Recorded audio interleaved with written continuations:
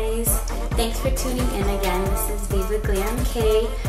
This tutorial is on a pinup look that a lot of you also requested.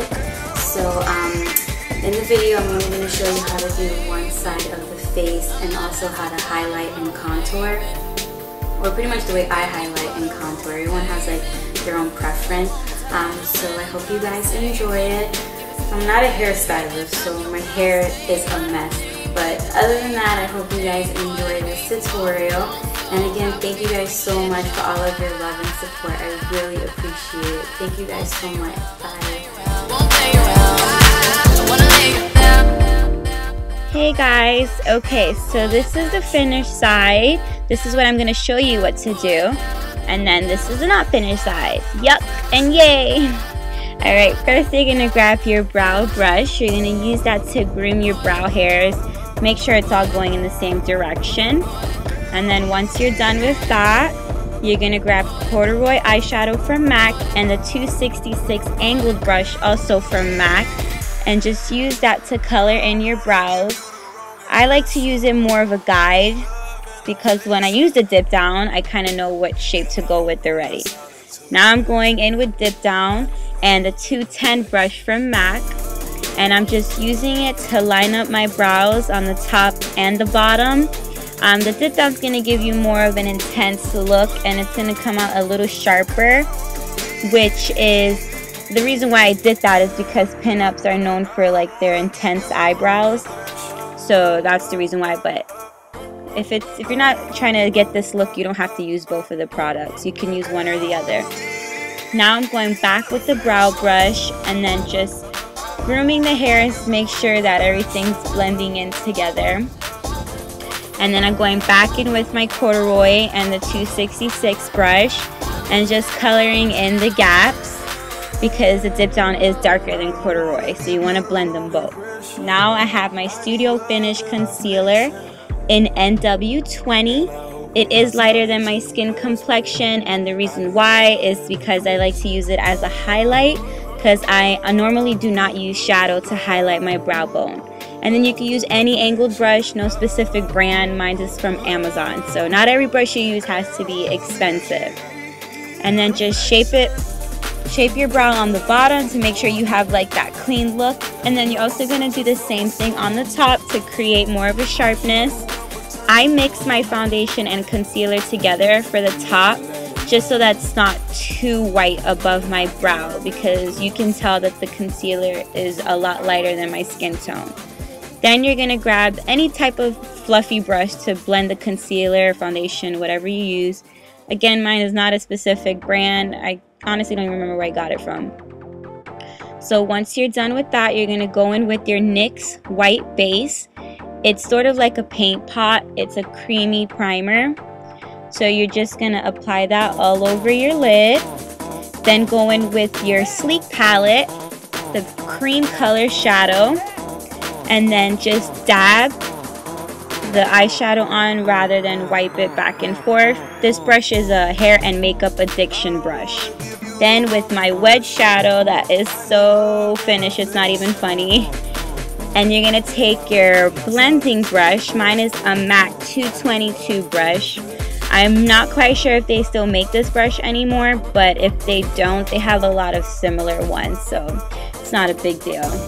Just blend out your wedge shadow on your crease and on your outer lid until you feel like the colors are all blended well together. And I like to blend a lot. That's like my key thing. Blended eyes are the best eyes. Once you are done with that, you're going to go back with your 210 brush. Make sure you clean the dip down off of it. And then I'm using right now the Black Track gel liner. And I'm just going to glide it on my eyes to create my wing liner. This brush is really thin, so you have to be very steady while you're using it.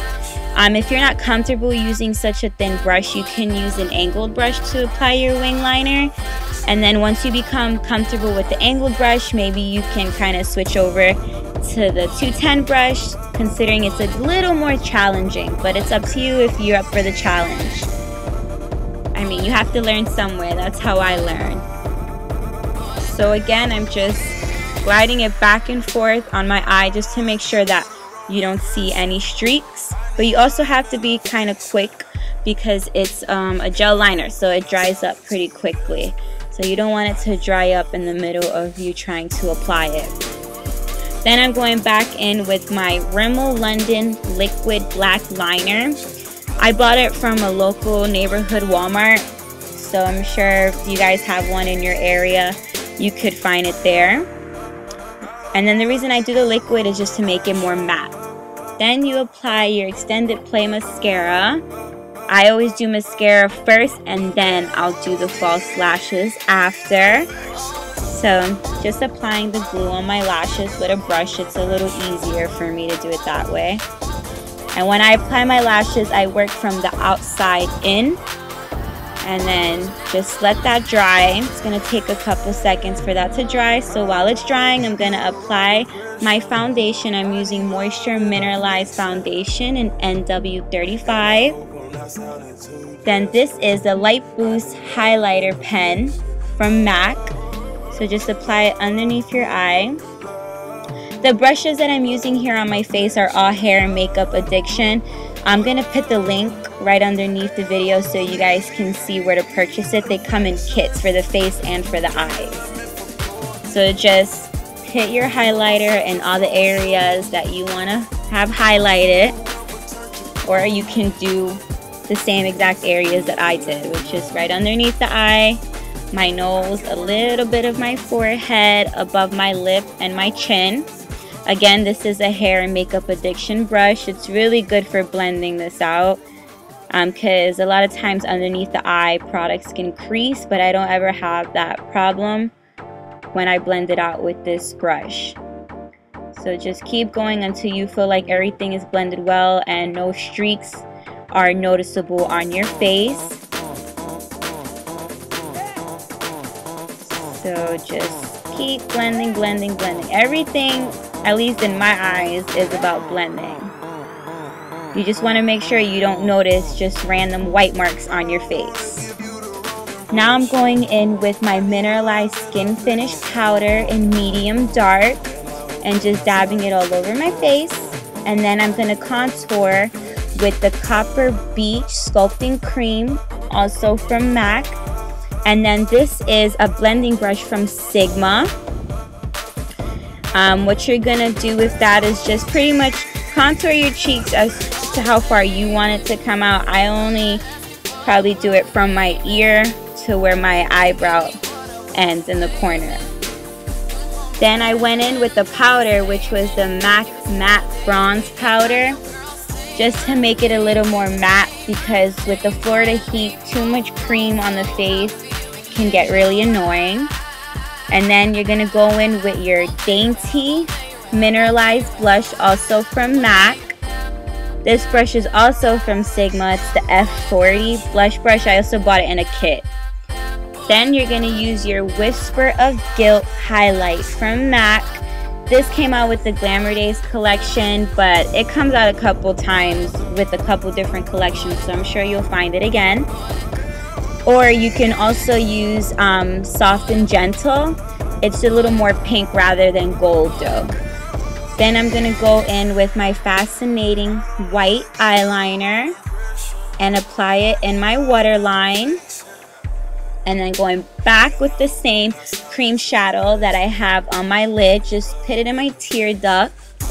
And then whatever's left over on your 266 brush from your brows, I just used it to kind of make it a little more smoked out on my waterline, because the white liner makes your eyes appear a little bigger, but I don't want my eyes looking too big, so that's where I smoked it out just a little. Apply your mascara, and then I'm applying eyeliner again just so that the glue from the lashes is not noticeable. And then grab your Cherry Lip Liner from MAC and line up your lips. There you go. Just be really steady because reds can get pretty messy. And when I apply liner on my top lip, I start from the bottom up because I just feel like it glides a little better rather than going from the top down. because the liner can tend to skip, especially if your lips are dry.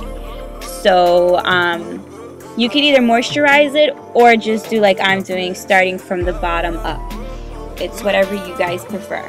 Then go in with your Ruby Woo from MAC and a lip brush, because I prefer using a lip brush. It's just a little easier to be more precise. Again, like I said, because reds can get very messy. So it's up to you, but I rather just do it this way than to make a mistake and then it becomes a mess. And there you go. You are all set. I hope that this tutorial was fun for you guys to watch, and if you guys do try this look and follow me on Instagram, just please tag me or hashtag VivaGlamK so I can see. Thanks, dolls.